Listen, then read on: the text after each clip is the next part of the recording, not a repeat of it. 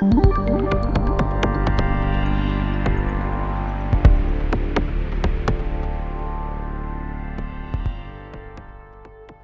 nasihatkan bahawa pihak armada, khususnya ketua mereka Saudara Wan Faizal untuk mengadakan kelas undang-undang ataupun melantik biro undang-undang agar pihak armada sebelum mereka nak buat apa-apa laporan ataupun apa-apa action ni perlulah ambil pandangan supaya tidak dilihat sebagai tindakan yang tidak masalah.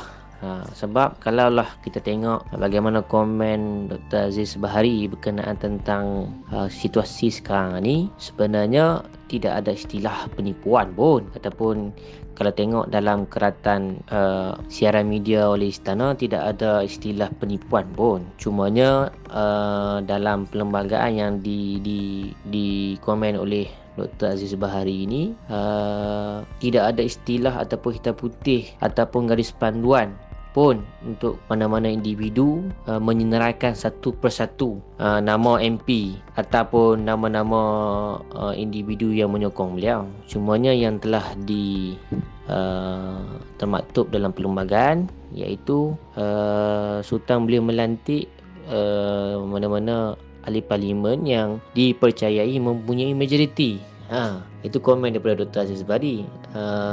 So dia bagi kes di Perak, di mana waktu kerajaan Perak jatuh dahulu, Sultan memanggil satu persatu nama-nama individu.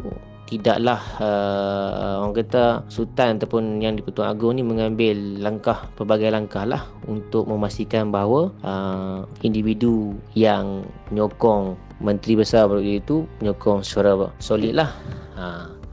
So tindakan Datuk Seri Anwar Ibrahim tidak menipu. Dia telah mengikut lundas undang-undang dengan menunjukkan bahawa beliau mempunyai majoriti. Sekarang ni kita memberi ruang kepada Yang Datuk Agong untuk melihat sejauh mana kepercayaan majoriti yang dipersembahkan oleh Datuk Seri Anwar Ibrahim tu.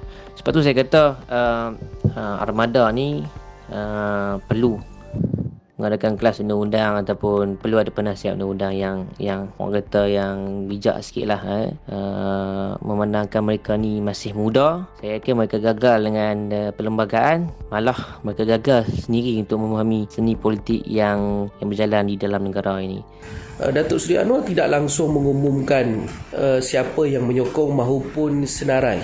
Itu menunjukkan bahawa Datuk Seri Anwar menyerahkan sepenuhnya kepada kebijaksanaan Duli Yang Maha Mulia Seri Paduka Baginda Yang di-Pertuan Agong, dan itu juga menunjukkan bahawa Datuk Seri Anwar menghormati institusi ke bawah Duli Yang Maha Mulia, di samping beliau menunggu sehingga Duli Yang Maha Mulia benar-benar bersedia dan kembali sehat untuk bertemu dan menangani perkara ini secara cermat. Dan kalau kita lihat selepas beliau bertemu dengan Duli Yang Maha Mulia Seri Paduka Baginda Yang di-Pertuan Agong pun, Datuk Seri Anwar masih lagi tidak mendedahkan kepada publik berapa jumlah dan siapa yang bersama beliau. Ini menunjukkan secara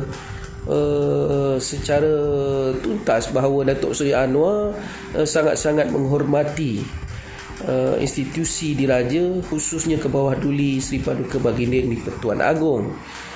Jadi pada saya tidak timbul langsung isu Datuk Seri Anwar hendak menimbulkan kegusaran awam maupun menimbulkan rasa tidak hormat kepada ke bawah Duli ataupun mempermainkan ke bawah Duli. Kerana kalau kita lihat isu ini boleh diteliti dengan cermat.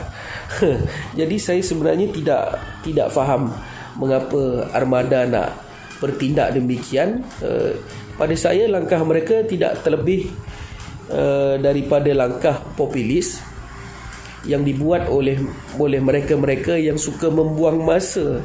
Jadi saya suka nak nasihat armada, jangan buat benda-benda pelik di waktu COVID ini. Berikan tumpuan kepada usaha-usaha membantu rakyat, kerana armada adalah sayap pemuda parti kerajaan.